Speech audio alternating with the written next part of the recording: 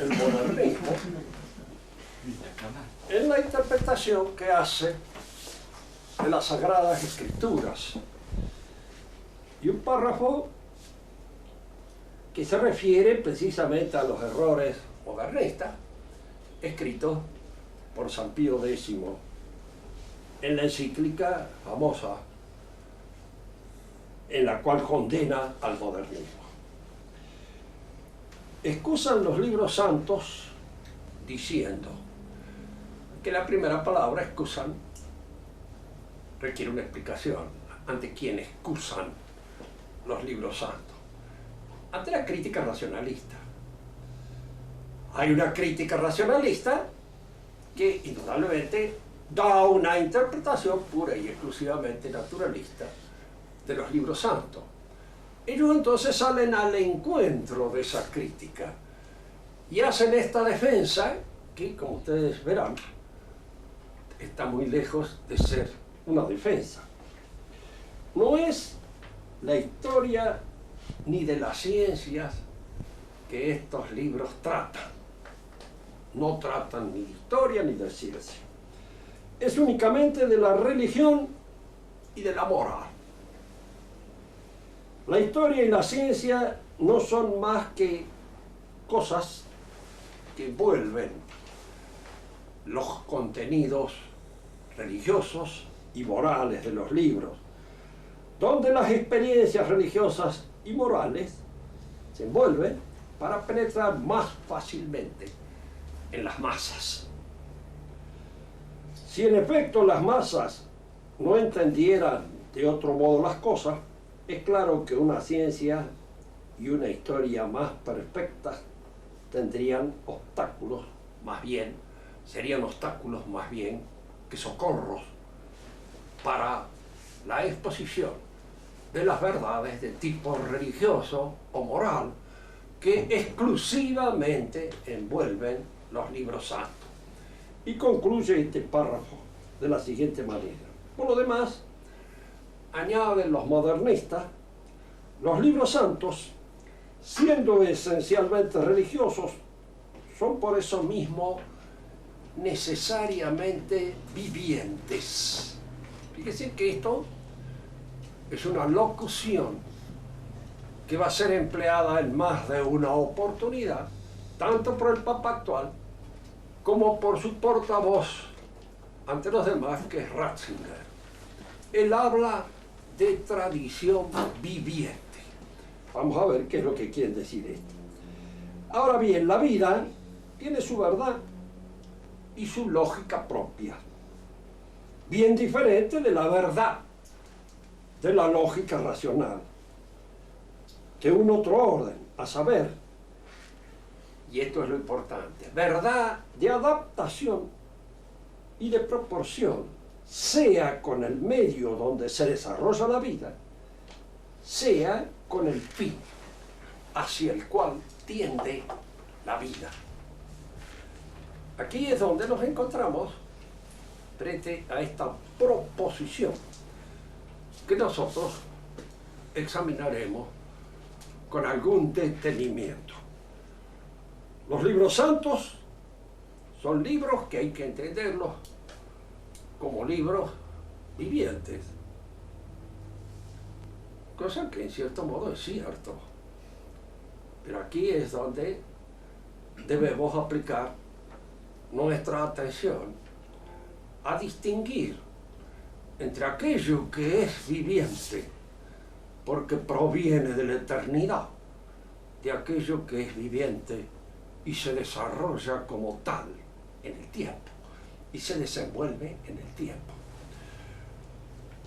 Dentro de las actividades propias del hombre, las que lo tienen al hombre como agente, como causa eficiente y al mismo tiempo como objetivo, como puede ser el arte, como puede ser la ciencia, como puede ser la política, como puede ser la economía, o la idea del hombre, que el hombre tiene de sí mismo, son actividades que se desarrollan en el tiempo. Es decir, que viven con esta vida que señala la interpretación modernista de estar afectados por la temporalidad. Nosotros vivimos en el tiempo y nos desarrollamos como tal en el tiempo. Tenemos que ir luchando de conformidad con aquellas cosas que el medio nos plantea, que la situación en que nos movemos exige que las atendamos y que tengamos en cuenta. Y por eso nuestro dinamismo es un dinamismo móvil y atento a la variación de las situaciones de nuestro propio alrededor para obrar en ellas de conformidad con esas variaciones y adecuándonos. Pongamos, por ejemplo, un proceso de una actividad humana tan propia como es la ciencia. La ciencia es un proceso, se desarrolla en el tiempo. Lo que pudo ser científico hace 100 años ya no lo es más, deja de serlo, porque hay otra interpretación de los hechos y, como ven, una interpretación responde a las posibilidades de la observación de los hechos. En algunas oportunidades hemos hablado de esto. Las posibilidades de observación de los hechos se nos aparecen a nosotros a veces en 3 dimensiones distintas. Hay hechos que pueden ser observados a ojos de buen cubero y que de alguna manera, por el hecho mismo de que son observados a ojo, inspiran una serie de interpretaciones que se fundan en nuestra observación natural de esos hechos. Así, si discutiéramos entre nosotros qué forma tiene tal hoja, si tiene forma de corazón, si tiene forma alveolada, si tiene forma de espada, etcétera, etcétera, el término de la discusión es ponerla frente a la vista y decir, bueno, determinemos aquí a qué se parece, a un corazón, a una espada o a qué otra cosa. Y la discusión culmina en esa observación que es hecha a ojo limpio. Pero hay aspectos de la realidad que no pueden ser observados a ojo limpio y que requieren aparatos. Y los aparatos se van creando unos con otros. Y en la medida en que un aparato exige la creación de otro aparato, la observación de la realidad, de esa dimensión de la realidad, sea en el orden macrofísico, sea en el orden microfísico, cambia, se modifica. Y con el cambio y la modificación cambia mi interpretación de aquellas apariencias sensibles que se revelan al aparato. Recordemos este otro hecho que allá el físico nuclear dirá si está bien o está mal explicado, porque, es decir, los hechos que se observan a través del aparato son hechos que registra el aparato y que solamente logran una interpretación por un conocimiento del aparato. Si uno no tiene, ¿y el aparato qué es? Es una teoría de alguna manera realizada técnicamente, puesta en ejercicio y en acción.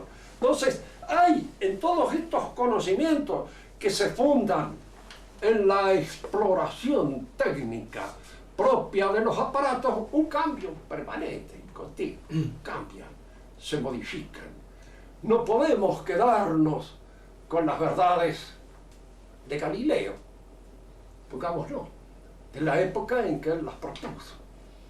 Fíjese que ahora el Papa está dispuesto a cantar la Palina y a reconocer un mea culpa, la máxima culpa, frente a la actitud de la Iglesia con Galileo. Cosa que es falsa. ¿Por qué? Porque entre toda esa discusión, si hubo alguien que dijo una palabra inteligente, fue San Roberto Bellarmino, que dijo en una carta a Foscarini esto, que yo le digo a usted que está al día en materia de cosmología. Primero, lo que propone Galileo no tiene todavía un fundamento explicativo claro. Es, si ustedes quieren, una interpretación formalmente matemática de lo que nosotros alcanzamos a ver del universo mundo. Está bien, pero pueden existir otras interpretaciones, tan válidas como la de Galileo. Queremos decir con esto que ninguna de esas explicaciones es absolutamente cierta como para que nos obligue a nosotros a tener que corregir lo que suele decir las Escrituras con respecto a algunos fenómenos de carácter cósmico. De manera que Galileo, en primer lugar, yo le aconsejaría que escribiera en latín, para que no leyéramos nada más que los que entienden, no en italiano, para conseguirse fácilmente la adhesión de una serie de abribocas que no son conocedores del asunto y que no lo ven, diríamos, con la penetración que debiera. Esta idea propuesta por Roberto Bellarmino es la que está más de acuerdo con la ciencia. Acerca de las apariencias del mundo, lo había dicho Santo Tomás con anticipación, muchas son las interpretaciones que pueden darse de tipo matemático, sin que ninguna de ellas exija nuestra adhesión total y completa.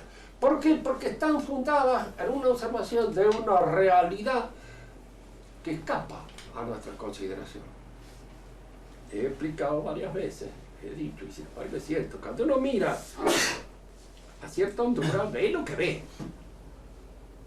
Si examinamos a un hombre químicamente, pues veremos la constitución química de ese hombre. Podemos sacar consideraciones válidas para el hombre, para su valor personal, para su dignidad, de esa observación de su constitución química. Eso está un poco idiota, ¿no?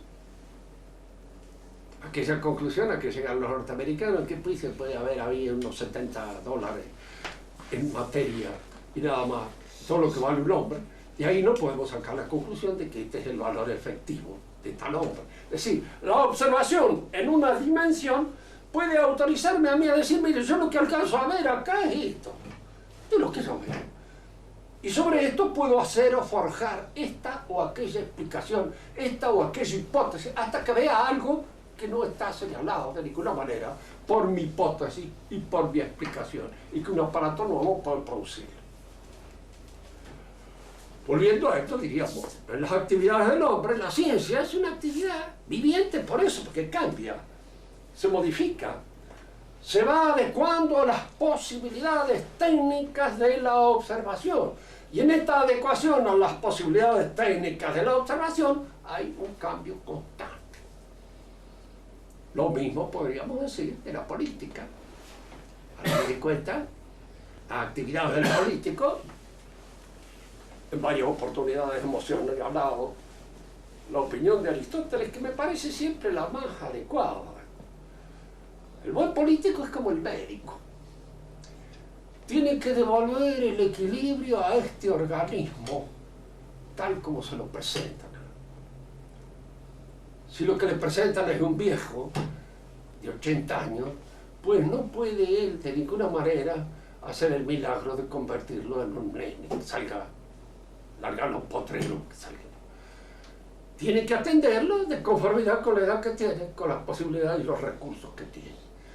El político que obra sobre una sociedad política determinada obra con lo que puede, con lo que tiene en sus manos.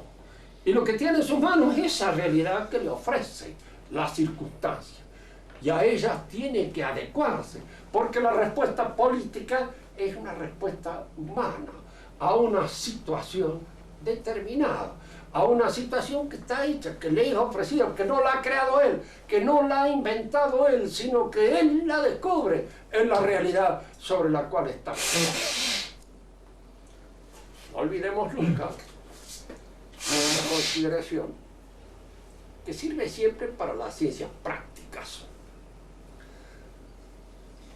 éticas, morales, en las que está incluida la política, según el pensamiento aristotélico, que yo me parece que no hay ninguna necesidad de corregirlo en función de las nuevas interpretaciones que pueden hacer los políticos o los que investigan en este saber a partir de Maquiavelo. No creo que han inventado nada. Primero hay que eximirlo a Maquiavelo de la pretensión de hacer epistemología política. No lo hace ni le interesó. hizo observaciones que estaban fundadas en lo que él veía.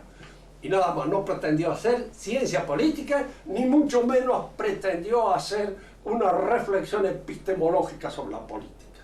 Esas pretensiones nacen de sus perisecuos y de aquellos que lo han estudiado y que pretenden ver en él más de lo que él pretendió ver efectivamente. De acuerdo con esto, toda ciencia práctica, sobre todo que está la política, tiene principios universales fijos, perennes, que se fundan en la naturaleza misma del hombre. La naturaleza del hombre existe, es. Diríamos, en la filosofía moderna hay una tendencia a negar lo de que hay naturaleza. Y es muy curioso observar en este sentido lo que dice Jean-Paul Sartre, que es posiblemente dentro de los filósofos muy modernos el más coherente, que es consecuente con sus cosas. No hay naturaleza humana, porque si hubiera naturaleza humana habría un Dios que la piensa. Como no hay Dios que la piensa, y esto está demostrado, no hay naturaleza humana. El razonamiento es válido en el sentido al revés, ¿sí? Como hay naturaleza, hay Dios que la piensa. Uno dirá, pero ¿cómo Jean-Paul Sartre entendía que no había naturaleza humana? Sí, entendía que no había naturaleza humana. Cada hombre hacía su proyecto. Él tenía a su amigo Jean Genet, que era degenerado, ladrón, homosexual y 10.000 cosas más. Y entonces él escribió un libro sobre Saint Genet, mártir de nuestra época. Y se podría haber puesto otra designación, pero esa es la que él encontró más ajustada a la posición de este mártir, porque había hecho lo que quería, incluso con su cuerpo, con su físico, con toda su realidad, porque no hay naturaleza. Entonces uno puede ser invertido o puede ser cualquier otra cosa con tan legítimo derecho como otro de que está naturalmente bien inclinado, porque no hay naturaleza. La pregunta que uno a veces le haría a Sartre es esta, pero dígame, ese proyecto que usted intenta hacer, ¿tiene sentido? ¿Puede ser entendido? ¿Es entendido y querido por usted? Y si es entendido porque tiene una coherencia íntima, no es racional. Y si es querido por su voluntad, no está usted poniendo una fuerza al servicio del espíritu, de la razón que concibe el proyecto. No se le está deslizando toda la naturaleza racional y voluntaria en esa idea que usted tiene del proyecto, o es un proyecto que no lo entiende nadie, ni el mismo que lo expone. Porque si es así, si nadie lo entiende y vivimos en pleno caos, entonces sí, no hay naturaleza. Pero si hay naturaleza, hay principios fijos de operaciones. Y estos principios fijos de operaciones se dan siempre en el transcurso o en el desarrollo de la ciencia política. El principio. Por ejemplo, un principio, diríamos así, fac bonum vita malum, ¿cierto? Hacer el bien y evitar el mal. Es un principio. Hay que hacer el bien y evitar el mal. Ahora, indudablemente esa situación nos exige a nosotros esta pregunta: ¿cuál es el bien que tengo que hacer? ¿Y cuál es el mal que debo evitar? En esta situación en que me encuentro. Porque hay una situación en la cual yo estoy mezclado, estoy metido. Tomemos un ejemplo de la Escritura, de nuestro Señor Jesucristo. No le dice a los apóstoles en un momento determinado: debo ir a Jerusalén y allí seré prendido y el Hijo del Hombre será colgado. Y entonces Pedro lo llama aparte, le dice: que esto no suceda contigo, Señor. Como diciéndole, ¿qué necesidad hay de que esto pase? En todo caso, le puede haber preguntas: ¿para qué ir a Jerusalén? Si en Jerusalén va a suceder esto. Y entonces nuestro Señor lo rechaza duramente y le dice: va de retro, Satanás, que es tentación, porque lo que tú acabas de decir está inspirado simplemente por instancia, por razonamiento puramente humano, pero no aquellos en que yo me conozco. Fíjense que esto es importante, señalar siempre en toda ciencia práctica, porque hay una situación que nos rodea. A esa situación debemos dar respuesta, pero esa respuesta que debemos dar a la situación depende en parte de la situación y en parte de las exigencias que cada uno tenga consigo mismo. Y estas son imposibles a veces de determinar con anticipación, porque esa exigencia que tenía Jesús con su propia personalidad lo obligaba a ir a Jerusalén sabiendo que en Jerusalén lo iban a prender y lo iban a crucificar, y lo sabían, pero estaba obligado a ir. Pedro no hubiera ido, y tal vez hubiera hecho bien desde un punto de mira puramente humano, porque esta exigencia es una exigencia que nace, diríamos así, de la inspiración del Espíritu en un hombre único, concreto, dentro de una situación única en que se coloca.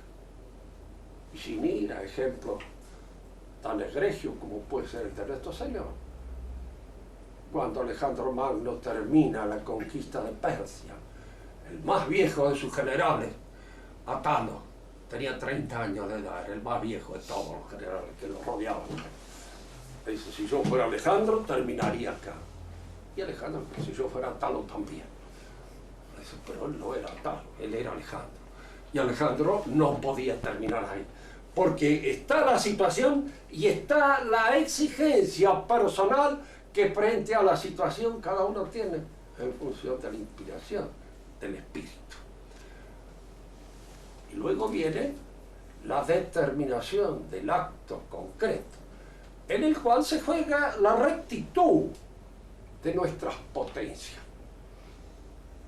Porque a veces sucede que veo lo mejor, video melior, provoco, lo apruebo y hago lo peor. ¿Por qué? Porque no existe la rectificación virtuosa de los impulsos.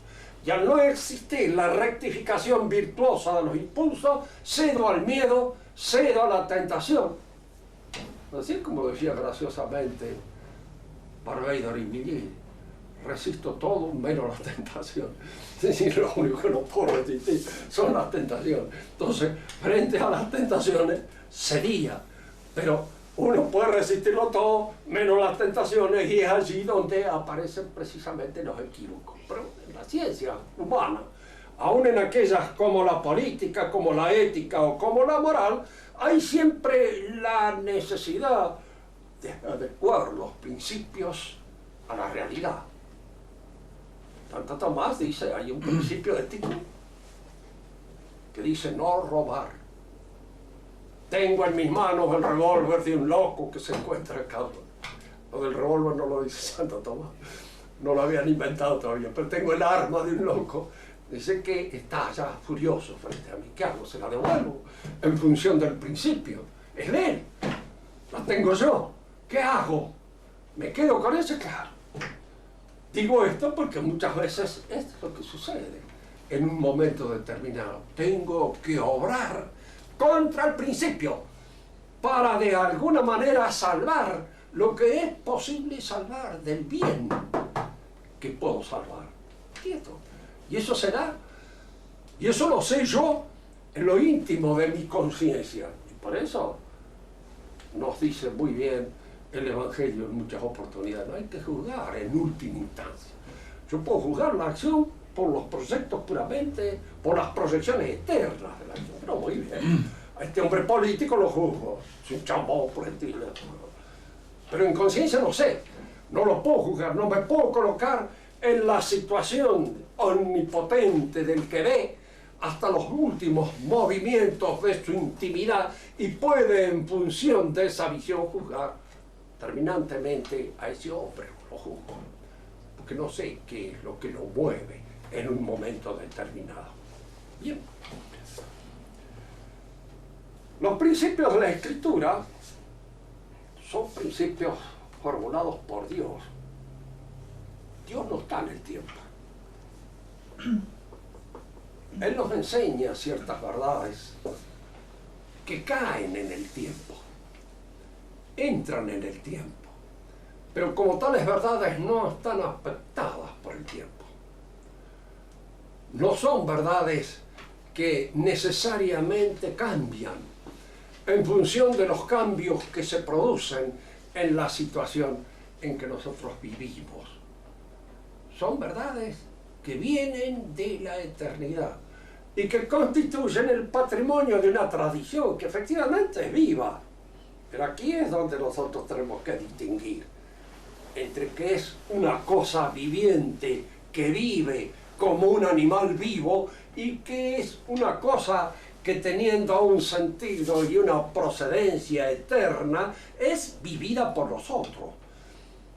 Somos nosotros los que vivimos y somos nosotros los que tenemos que conformar nuestra existencia a esos principios que nos vienen de la eternidad y que vienen de la eternidad y por ser propuestos por el Eterno están fuera de la circulación vital en la que estamos nosotros incluidos. La tradición vive, si es cierto, vive. Diríamos, hay un misterio de la encarnación de Dios. El Verbo se hizo carne y habitó entre nosotros.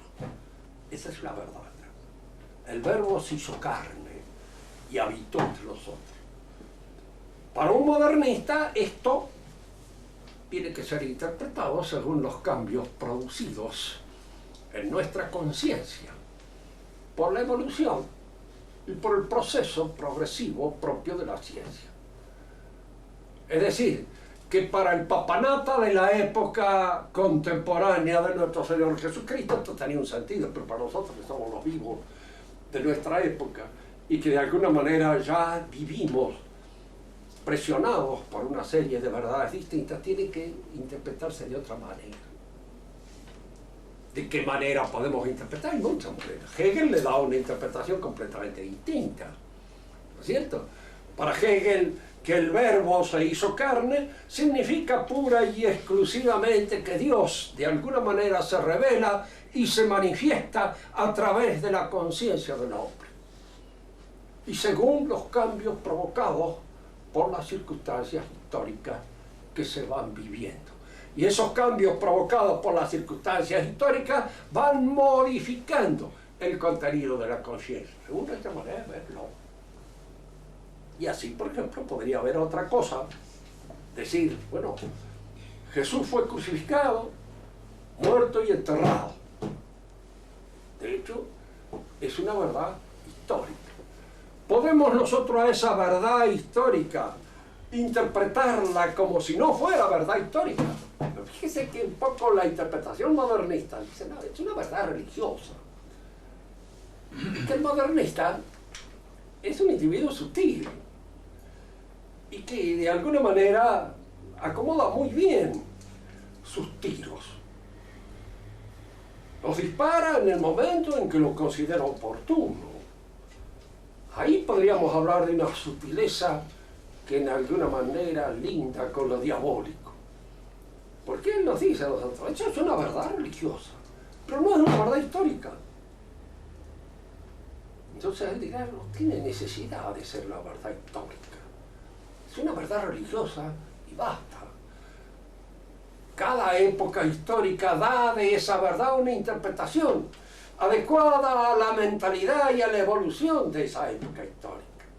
Nosotros no podemos dar la misma interpretación que dieron los contemporáneos de Jesús. ¿Y por qué no la podemos dar? Porque ¿qué es lo que impide? Tal vez, realmente, si yo discutiera con un modernista, el modernista vería en mí un cavernícola, un hombre anacrónico, un hombre que está con su cabeza en el pasado y que de alguna manera ve e interpreta las cosas de una forma extemporánea, completamente pasada de moda. Yo tendría que admitir eso, es verdad, es cierto, pero es verdad religiosa, no es verdad histórica. La Sagrada Escritura requiere 4 interpretaciones de tipo distinto según los pasajes. Una, la interpretación literal, que es la que se aconseja que se dé siempre que se pueda. La interpretación alegórica, cuando la interpretación literal no es posible, por una razón X, porque se impone la interpretación alegórica. La interpretación moral y la interpretación anagógica o sobrenatural, que es aquella en la cual se observa el aspecto sobrenatural de la verdad expuesta en el libro santo. Pero los libros santos, en todos aquellos que se refieren a hechos y situaciones históricas, son históricos. Podríamos nosotros decir, por ejemplo, que efectivamente Adán fue hecho por Dios del barro cósmico, la tierra. Yo creo que sí. Algunos proponen como interpretación de que Adán significa un grupo humano colectivo. Pero si es un grupo humano colectivo, no es un hombre, ¿el pecado cómo se produce? ¿De qué manera se produce el pecado original y cómo se transmite? ¿Lo produce el grupo como grupo? ¿Lo produce el cabeza del grupo? Y luego contagia a todos los demás. ¿Cómo sucede? Si Adán ha sido hecho de un animal, hay una interpretación que hacen en el sol de la tierra que está linda. Dice, bueno, muy bien. Supongamos que un mono se haya convertido en hombre en un momento determinado. Y que Dios haya tomado a este hombre y a este mono y lo haya hecho hombre. ¿Cuál era la relación de ese mono con su madre, la mona, de la cual provenía? Era una relación filial. Efectivamente se reconocía como el hijo de esa madre que lo había parido, que lo había tenido, que lo había lanzado al mundo. ¿Cuál era su relación con ella? ¿Podemos nosotros explicarla de una manera adecuada, sin caer en alguna interpretación absurda? Cuando nosotros nos encontramos frente a ese pasaje en la que el Génesis no habla de la creación del hombre, tenemos que admitirlo como que eso históricamente así se ha dado. ¿Sí? Dios empezó con un hombre y la mujer la sacó de él, la extrajo de él. ¿Con qué propósito se nos dice? Porque fíjense, algunas veces estamos nosotros siempre frente a las variedades masculinas o femeninas, ¿no? Que son vanidades como son vanidades. Y la mujer sale del hombre, está supeditada a él. En alguna medida, no siempre. Y al mismo tiempo, diríamos, quiere decir también que la mujer fue hecho de algo más perfecto de lo cual fue hecho el hombre. Porque el hombre fue hecho de la tierra y la mujer fue hecha del hombre. Y de alguna manera la sacaron de esa realidad que estaba ya terminada, la cual se hizo y se constituyó a la mujer. Estos son hechos o son figuras que deben ser interpretadas según la ciencia o el adelanto de la ciencia o los avances de la ciencia, o son cosas que deben ser tomadas así como han salido del horno y tal como en la Biblia aparecen. De nosotros no nos cabe la menor duda, son así, son hechos, porque la Biblia no es solamente, diríamos, una exposición de verdades de tipo religioso que deben ser extraídas dificultosamente de la narración de carácter histórico. Cuando la narración es de carácter histórico, esa narración es cierta. Y la mayor parte de las veces, es curioso, se concreta, y cuando se examinan bien los hechos, se llega a la conclusión de que aquello va a acontecer. Fíjense en un asunto que viene a corroborar de alguna manera también la resurrección de Cristo, es el sudario. Es un misterio frente al cual hoy están discutiendo la mayor parte de los hombres de ciencia y han llegado a la conclusión de que efectivamente se trata de una sábana, de un sudario que ha envuelto el cuerpo de un hombre que ha muerto crucificado más o menos en el año 30, 33, 34 de nuestra era. Y está eso bien determinado, a veces de una manera que produce escalofrío, ¿no? Porque hasta se ha descubierto la impresión que han dejado las monedas con que le cerraban los párpados a los muertos, que así se usó. Y en el caso de Cristo hay las monedas, claramente, y esas monedas pertenecen a esa época en la cual fue crucificado de manera efectiva y real. Y esas cosas examinadas con todos estos aparatos nuevos producen una visión del asunto que es terrorífica. ¿Y cómo produjo? ¿Qué flash produjo esa impresión? Esa foto que al observar el negativo se advierte. ¿Qué fuerza? Porque es curioso ver cómo los hombres de ciencia también llegan a esta conclusión. Dice, ahí tiene que haberse producido una fuerza que haya producido el calor de tantos grados de calor para provocar esa impresión. Y tiene que haber sido rápida, porque si no se quema el lienzo. El lienzo no se ha quemado, luego ha sido como un flash rápido de una foto. ¿Qué fuerza lo ha producido? Misterio. Y lo curioso del caso es esto, cómo este misterio que viene a corroborar un hecho histórico que nosotros hemos sostenido siempre a través de nuestra tradición, el Vaticano es el más preocupado en evitar de que se conozca. Ha tratado en lo posible de eludirlo. ¿Por qué? Porque obedecen a ese gesto. No vayamos a quedar mal con los hombres de ciencia. No vayamos a quedar ante los hombres de ciencia como unos rudos cavernícolas que siguen creyendo en la resurrección de nuestro Señor Jesucristo. Y que esto es un testimonio de su historicidad. Conviene decir otra cosa más acerca de lo que es lo histórico, con el objeto de ver mejor las posibilidades de entender estos problemas. La ciencia, decimos, es un proceso. Y este proceso, indudablemente, se cumple en el tiempo. Y depende, en gran medida, del tiempo. El desarrollo de este proceso es temporal.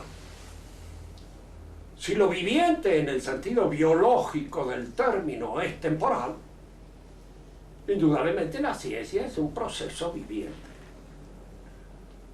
La religión es también un proceso y se cumple en la historia. Pero este cumplimiento de la religión en la historia obedece de otra manera. No nace del tiempo, ni se desarrolla, diríamos, en el tiempo como si fuera el producto de la vida animal o de la vida humana. Entra en el tiempo, emerge en el tiempo. Y aunque no le gusta a un teólogo protestante famoso, Paul Tillich, que dice Paul Tillich que es modernista, y la mayor parte de los modernistas católicos están inspirados mucho en Tillich, mucho más de lo que ellos mismos reconocen. Tillich dice, no puede la revelación caer en la tierra como un meteoro del cielo. Pues precisamente así, cae así, viene del cielo, viene de la eternidad y emerge en el tiempo.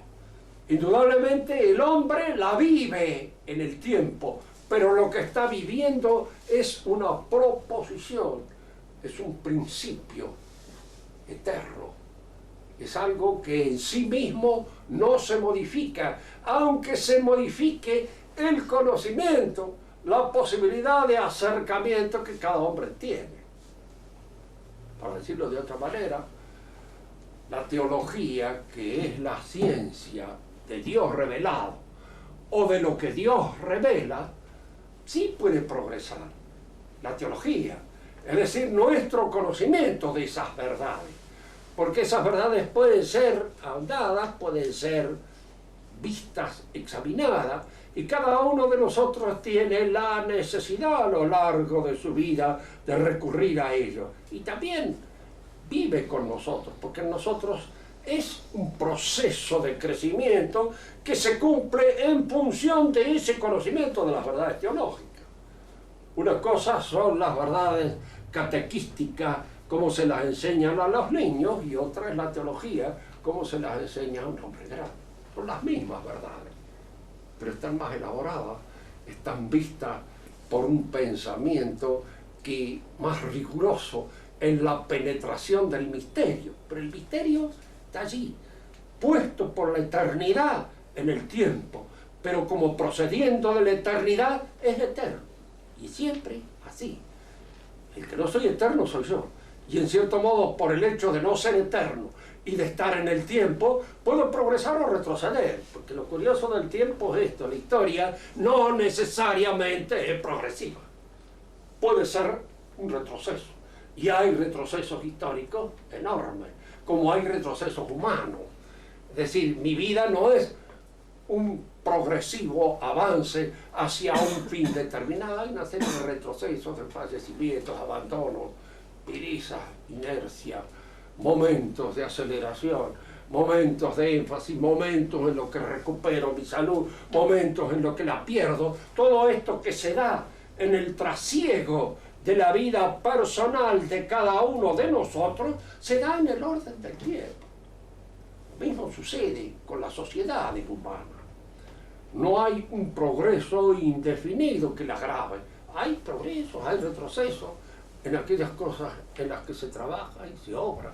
Pero cuando esas cosas, como las que constituyen el fundamento de la fe, provienen de la presencia de la eternidad, de ese eterno presente que se hace presente en el mundo, nosotros recibimos eso como un legado de la eternidad, como un legado de Dios, no como una cosa que es producida por nosotros y que de alguna manera, siendo afín a nosotros, sufre el mismo desgaste que sufrimos nosotros y sufre los mismos desfallecimientos que sufrimos nosotros.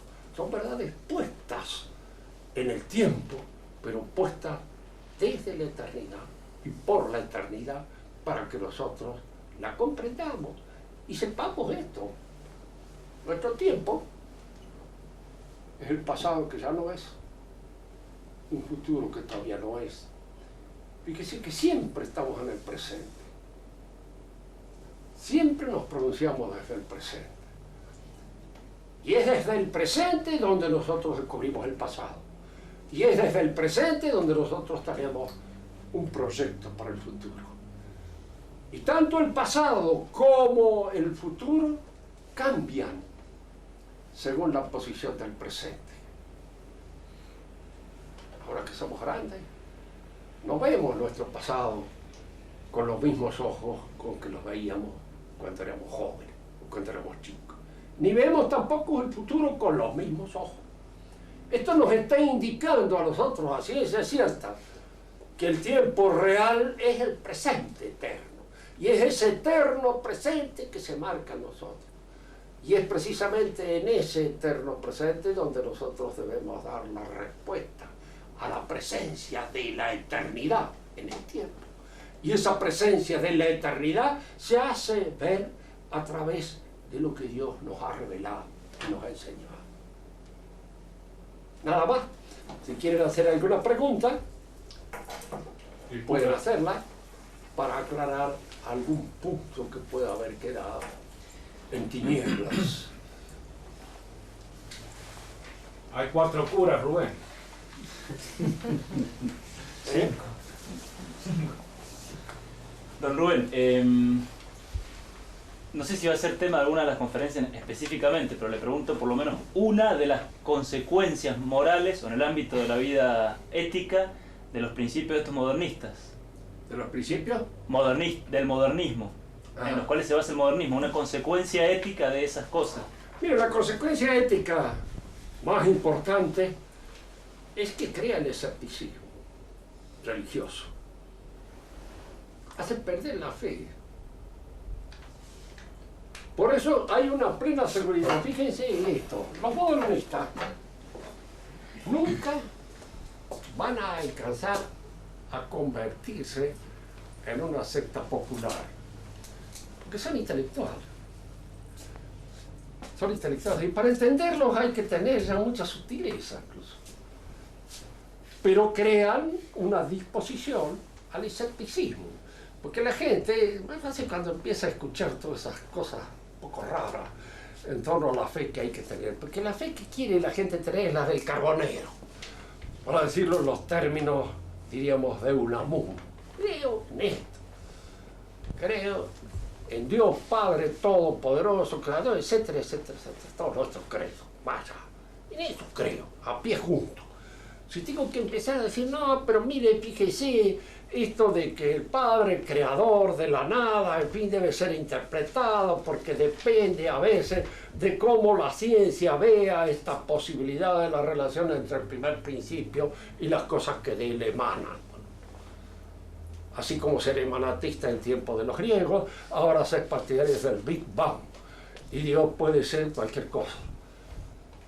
Yo creo que la consecuencia ética, moral más inmediata y más grave es el escepticismo. Crear, destruir la fe auténtica, que es la adhesión a la palabra de Dios, tal como ésta se revela en la Iglesia y en la Escritura.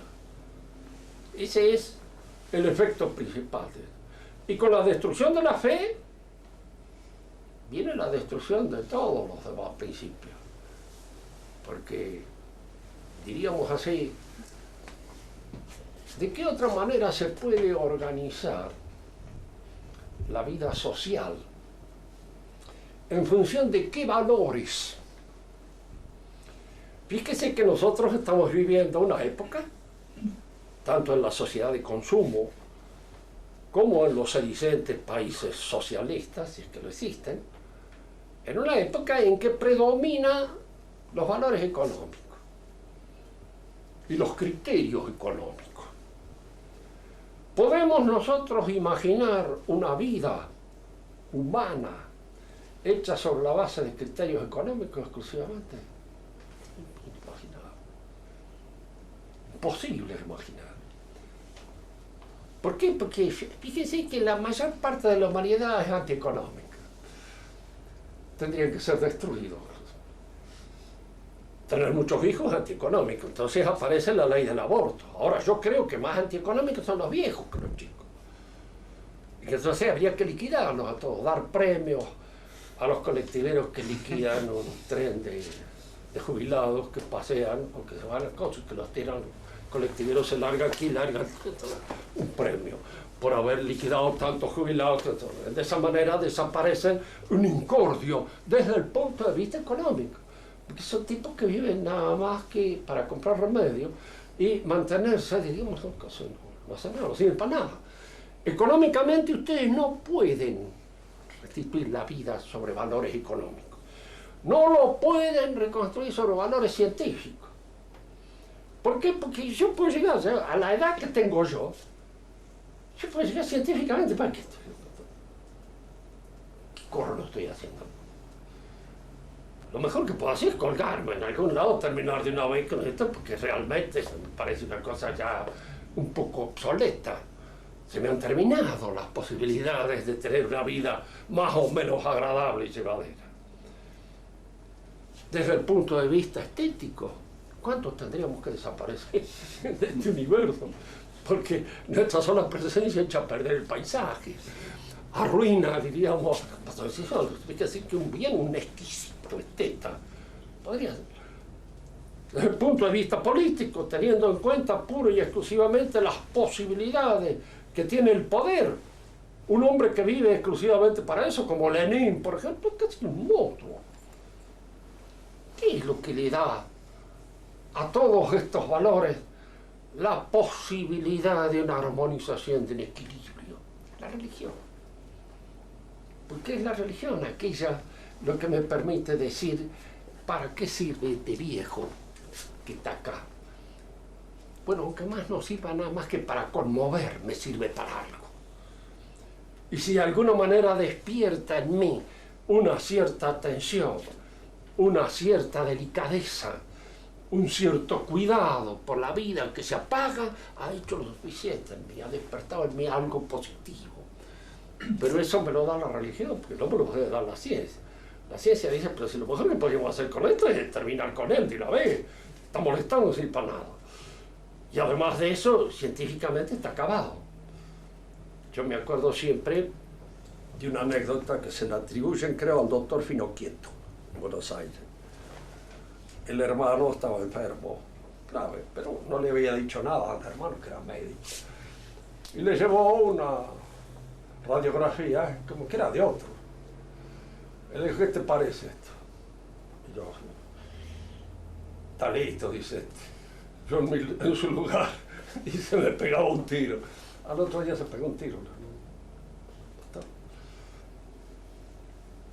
Porque, claro, estaba terminado. Terminar. Científicamente era eso. Lo único que podía hacer tal cosa. ¿Tiene algún valor ese sufrimiento último que vamos a tener nosotros? ¿Ese valor de dónde lo extraemos? ¿Cuál es el valor que puede tener? ¿Quién nos dice que tiene un valor si no es la religión? ¿Quién lo dice? No lo puede decir ni la ciencia, ni lo puede decir la estética, ni lo puede decir la política, ni lo puede decir el arte, nada. La religión nos dice ese valor que puede tener ese hombre en ese momento. Por eso cuando la religión falta en una sociedad, la sociedad inevitablemente se descompone. El escepticismo religioso es el peor de todo porque es el desmoronamiento de la vida social.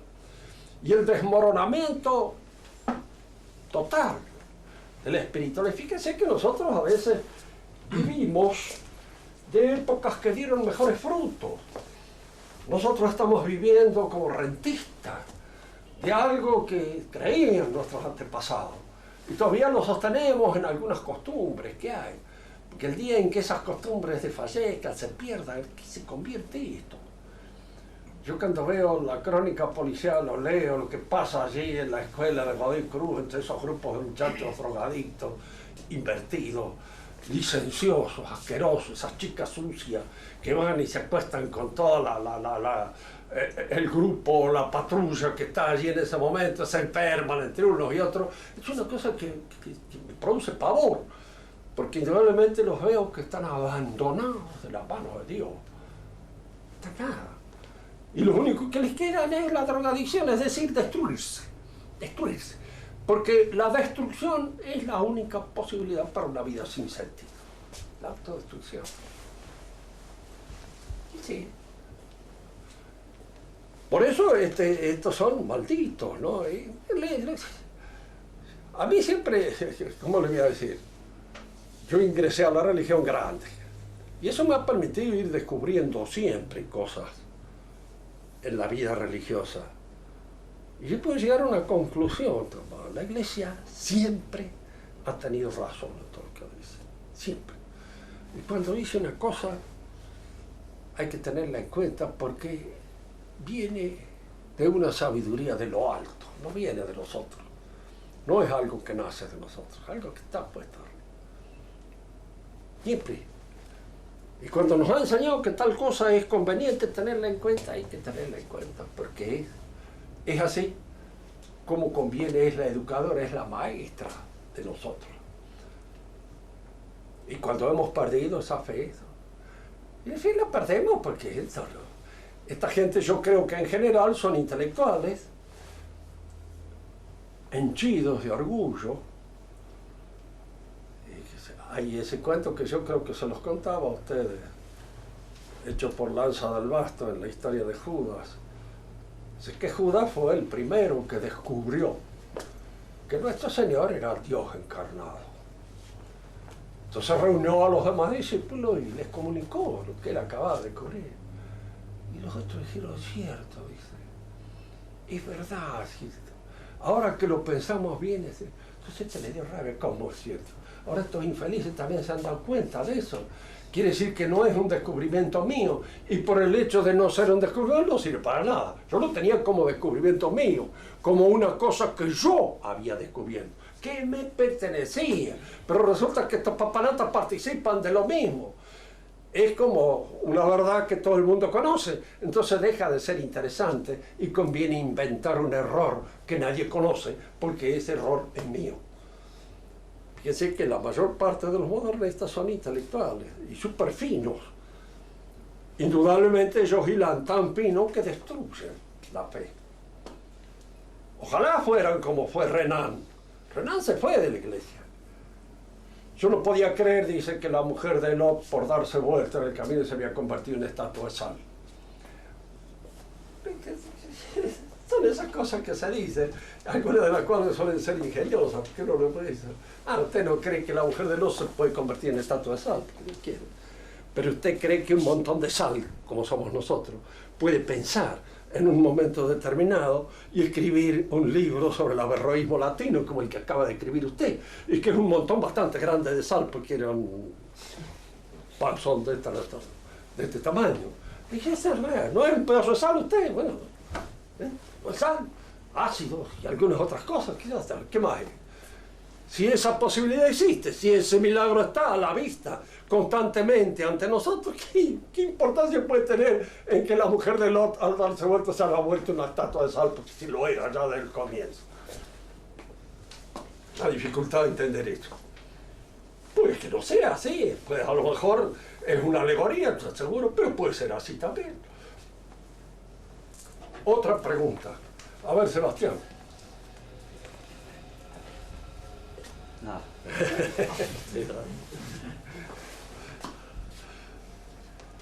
Padre, Sí, está condenado. sí. A ver si me sale.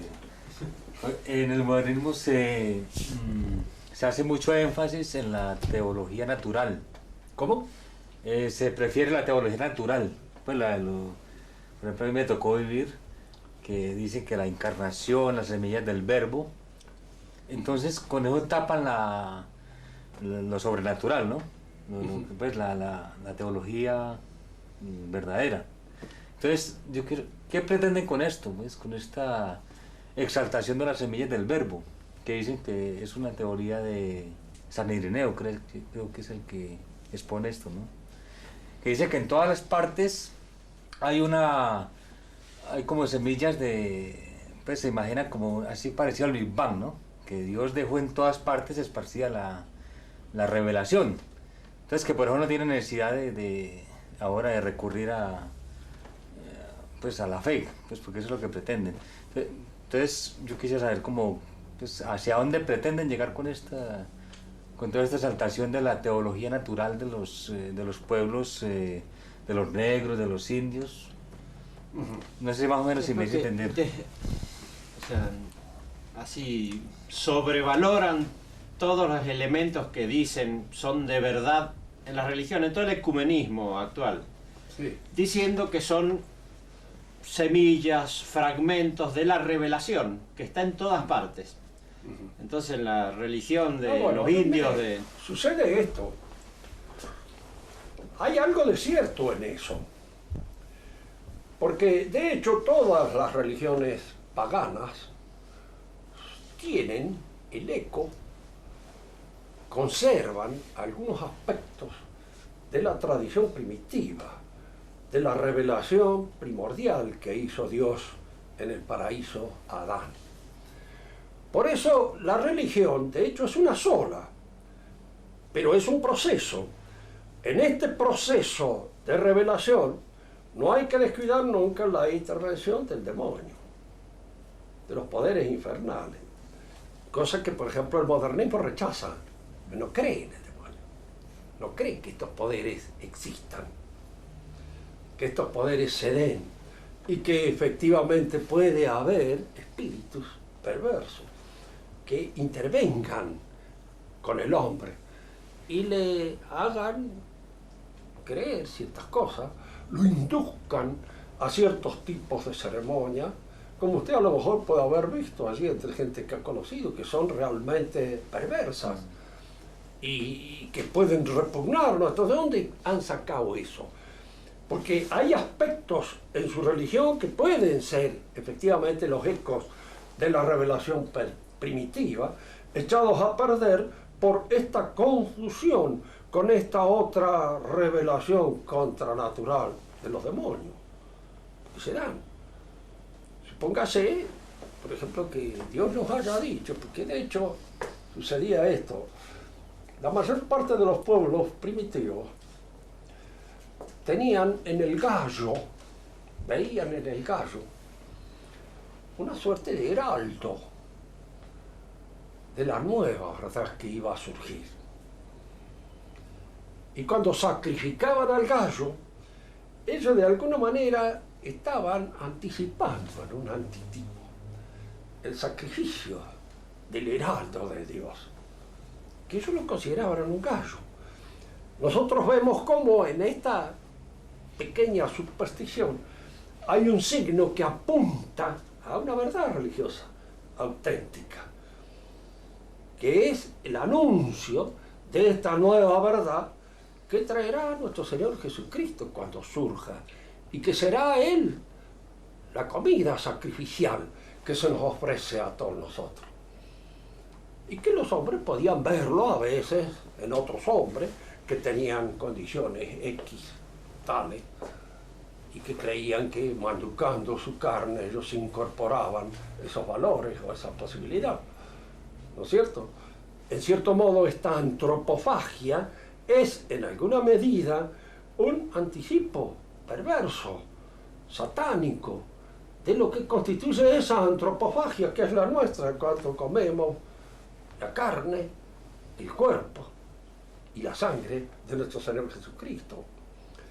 Es decir, cuando nosotros examinamos bien las religiones, podemos observar en ellas un eco de tradiciones auténticas y al mismo tiempo las perversiones que ha ido trayendo como consecuencia la intervención de los demonios en los asuntos religiosos, porque al demonio le interesan los asuntos religiosos y por eso interviene y entra. Pero el hombre en principio conoció muchas cosas de las cuales después ha perdido, porque Dios le enseñó el nombre de las cosas, dice la Biblia. Y si le enseñó el nombre de las cosas, quiere decir que le enseñó el sentido profundo de las cosas. Yo le voy a decir una cosa que vi por ahí, tiene un valor muy reducido.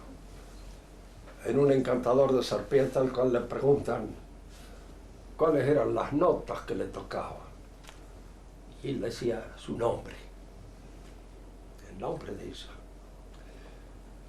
Fíjense que incluso esto entra en el principio. El lenguaje humano fue cantado, tanto que la prosa surge del verso, se produce después, es muy posterior al verso.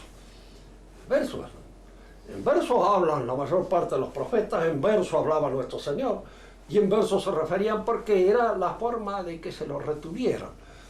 Y estudios muy bien considerados de los griegos dicen que en el lenguaje primero era cantado. Y muy probablemente, diríamos, este canto traducido en notas suponía el nombre de ciertas cosas, con las cuales esas cosas eran conocidas en su esencia y dominadas por aquel que las conocía. Esto es una pura y simple hipótesis. No sé qué valor puede tener, pero de hecho, diríamos, nos pone un poco en contacto con ese hecho de que el hombre conoció muchas cosas que luego perdió de vista, como consecuencia de los conocimientos de los pecados. Hay que practicar con cierta dedicación, alevosía y fuerza un pecado para darse cuenta de la posibilidad que tiene de oscurecer el mal, de oscurecer la mente y de echarlo a perder. No hablo de la drogadicción o de la borrachera porque ya son, diríamos, asomantes, no dejan a uno completamente trastornado. Pero aquellos de que dice, diríamos, hace Isaías, de que por causa de los pecados se ha oscurecido, es cierto. Hay muchas cosas que uno no las ve porque se lo impide. ¿Cuántas veces a mí me ha tocado, que he sido policía en alguna oportunidad, y he conocido muchísimas prostitutas en la época en que fui policía, como consecuencia de que las estaban en esa época raleando?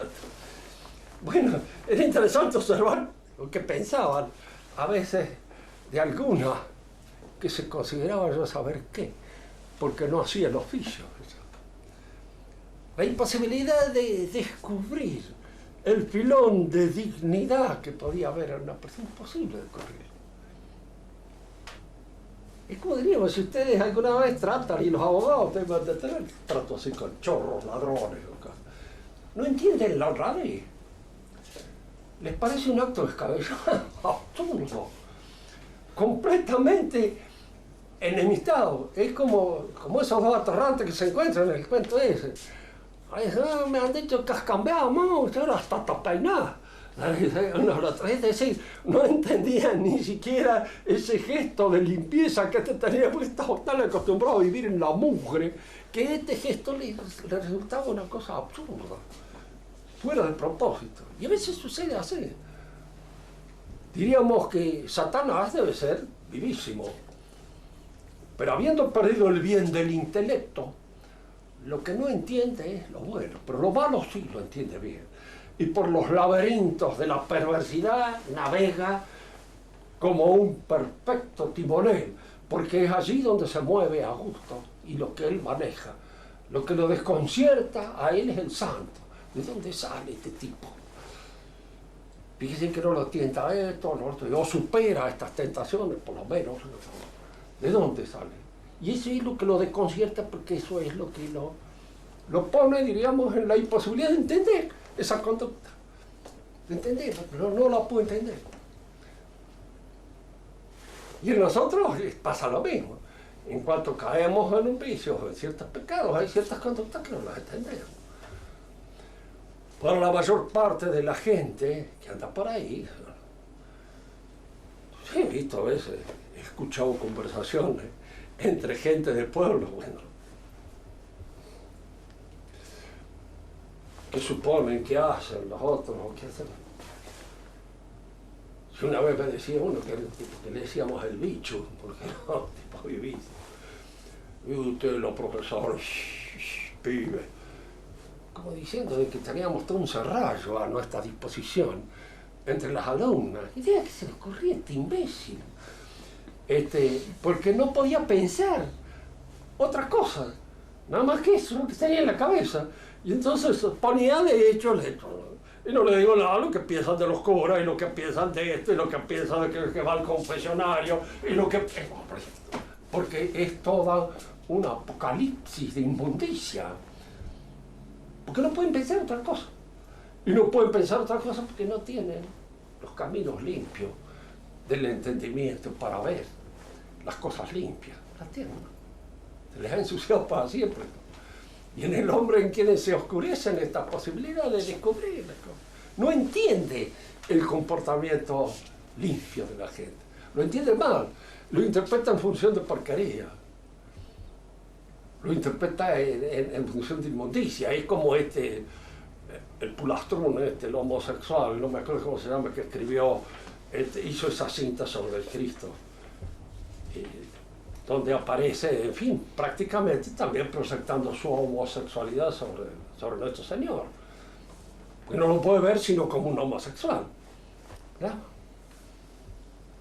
Uno dirá, son cosas que a uno le afecta, pero es la realidad. Hay que haber estado a veces entre todo este tipo de gente para darse cuenta que es muy común, mucho más de lo que nosotros creemos, la forma de pensar, esa bajeza en la interpretación de las cosas, como consecuencia precisamente de esta promoción de bajeza en la cual viven. No hay otra cosa.